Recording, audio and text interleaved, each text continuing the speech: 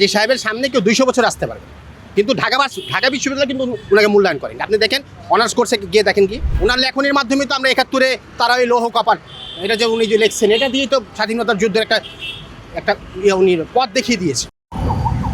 জি, আপনি কোথা থেকে এসেছেন? আমি মিরপুর 1 নম্বর থেকে এসেছি, এই প্রায় 1:35 এসেছি এখানে। আমি তো ছোটোবেলা থেকেই আমি কাজী সাহেবের ভক্ত।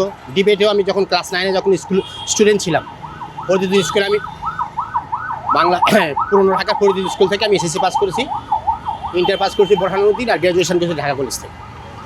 আমার মনের মধ্যে আছে উনি আমার জাতীয়, শুধু উনি জাতীয় কবি নয়, উনি বিশ্বের ইরান ওকে তো বিশ্বকবি হিসাবে আখ্যায়িত করেছে। হ্যাঁ, ওনার যে কর্ম, ওনার যে কবিতা, ওনার যে উপন্যাস, উনি তো সাম্প্রদায়কে ভেঙে দিয়েছেন। অসম্প্রদায় একটা বাংলাদেশ উনি দিয়ে গেছেন আমাদেরকে। আর ওনার যে অবদান, বাংলাদেশের যে কাজী সাহেবের অবদান, এটা অবিস্মরণীয়, এটা ভাষা আমি শেষ করতে পারবো না। ওনার যে লেখনী, ওনার লেখনির মাধ্যমে তো আমরা 71-এ তারা ওই লৌহ কপাট এটা যে উনি যে লিখছেন এটা দিয়ে তো স্বাধীনতার যুদ্ধের একটা উনি পথ দেখিয়ে দিয়েছে।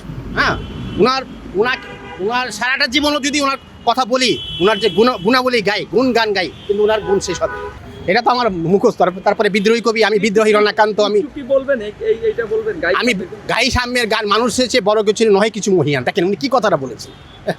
উনি কিন্তু এখানে মানব জাতিকে উনি ইমপ্রেস করেছেন, হাইলাইটস করেছেন। হ্যাঁ, মানুষকে নিয়ে আরেকটু উনি বলছেন মিথ্যে শুনি নিয়ে ভাই, এই হৃদয়ের চেয়ে বড় কোনো মসজিদ নাই। ওনার মতো কবি তো বাংলাদেশ হবে না, কিন্তু ওনার কিন্তু সঠিক মূল্যায়ন হয়নি।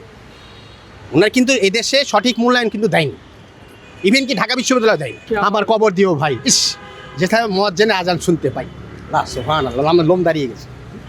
এমন কবি কি আর বাংলাদেশে হবেই না। আমি তো বললাম যে ওনার যে কবিতা কাজী সাহেবের, এটা কেউ ধারের কাছেও আসতে পারবে, 200 বছর আসতে পারবে। কাজী সাহেবের সামনে কেউ 200 বছর আসতে পারবে, কিন্তু ঢাকা বিশ্ববিদ্যালয় কিন্তু ওনাকে মূল্যায়ন করেন। আপনি দেখেন অনার্স কোর্সে গিয়ে দেখেন কি অনার্স কোর্সে গিয়ে দেখেন ওনার কিন্তু তেমন একটা ইয়া নেই, 50 মার্কের আছে বা 100 মার্কের আছে। অন্যান্য কবির অনেক আছে, কিন্তু ওনাকে আন্ডার এস্টিমেট করা হয়েছে এখানে। জাহাঙ্গীরনগরে বলেন, জগন্নাথে বলেন, বাংলাদেশের যেসব বড় বড় বিশ্ববিদ্যালয় আছে, আমি গভর্নমেন্ট বিশ্ববিদ্যালয়ের কথা বলছি, পাবলিক তো দূরের কথা, ওনাকে অবমূল্যায়ন করা আছে। এই জন্য আমি আপনাদের মাধ্যমে আমি বলতে চাই যে ওনার যে খ্যাতিটা, ওনার যে ধারা কবিতা, ওনার যে সাহিত্যের যে কর্ম, এটাকে যাতে সঠিক মূল্যায়ন দেওয়া হয়।